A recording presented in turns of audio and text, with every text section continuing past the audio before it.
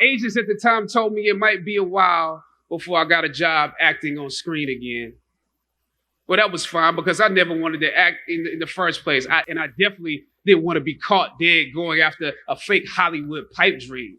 Off and there are no cameras, those qualities continue to shine brightly.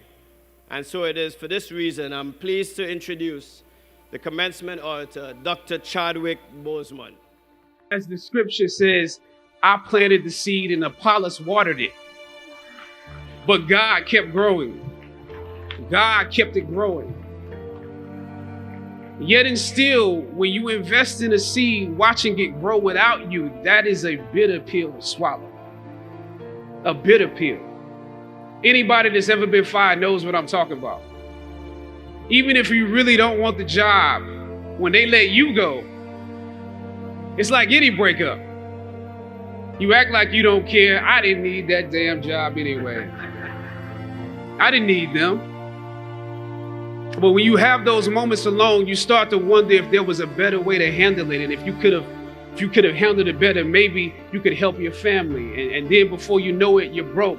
And you find yourself scraping together change just so you can ride the subway so that you can get the next job. And maybe if you could book something else, that would eclipse the feeling of doubt that's building. But it seems like you can't pay them to hire you now. My agents at the time told me it might be a while before I got a job acting on screen again. Well, that was fine because I never wanted to act in the first place. And I definitely didn't want to be caught dead going after a fake Hollywood pipe dream. I'm more of a writer-director anyway, so forget their stories. I can tell my own stories. But am I actually blackballed? We're hesitant about sending you out to some people right now because there is a stigma that you're difficult. As conflicted as I was before I lost the job, as adamant as I was about the need to speak truth to power, I found myself even more conflicted afterwards. I stand here today knowing that my Howard University education prepared me to play Jackie Robinson, James Brown, Thurgood Marshall, and T'Challa. Sometimes you need to get knocked down before you can really figure out what your fight is and how you need to fight it. At some point, my mind reverted back to my experiences here, to the professors that challenged me and struggled against me. Professor Robert Williams, Doc Singleton, George Epstein, to name a few, the ones that would fail you out of the goodness of their hearts.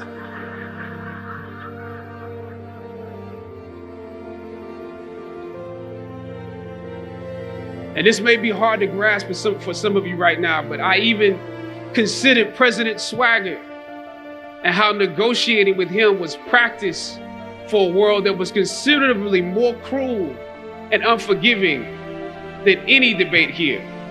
One that had no interest in my ideals and beliefs. How would I maneuver through all of this? Finally, I thought of Ali in the middle of the yard, in his elder years, drawing from his victories and his losses.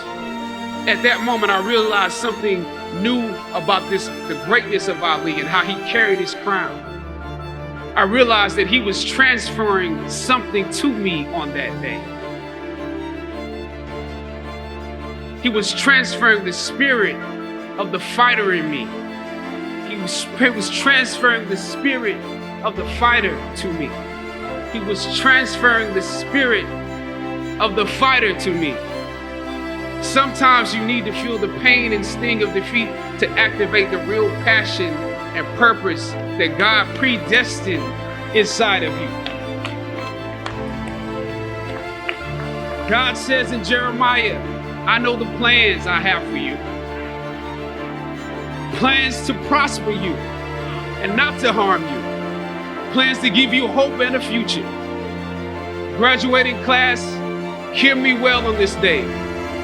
When you have reached the hilltop and you are deciding on next jobs, next steps, careers, further education, you would rather find purpose than a job or career. Purpose crosses disciplines. Purpose is an essential element of you. It is the reason you are on the planet at this particular time in history. Your very existence is wrapped up in the things you are here to fulfill. Whatever you choose for a career path, remember the struggles along the way are only meant to shape you for your purpose. When I dare to challenge the system that would relegate us to victims and stereotypes with no clear historical backgrounds, no hopes or talents, when I questioned that method of portrayal, a different path opened up for me. The path to my destiny. When God has something for you, it doesn't matter who stands against it.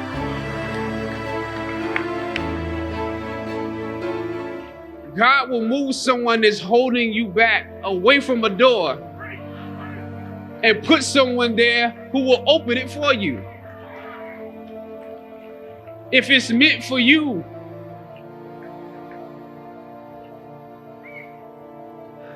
I don't know what your future is, but if you're willing to take the harder way, the more complicated one, the one with more failures at first than successes, the one that has ultimately proven to have more meaning, more victory, more glory, then you will not regret it.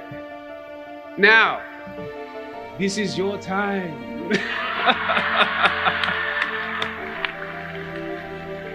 The light of new realization shines on you today.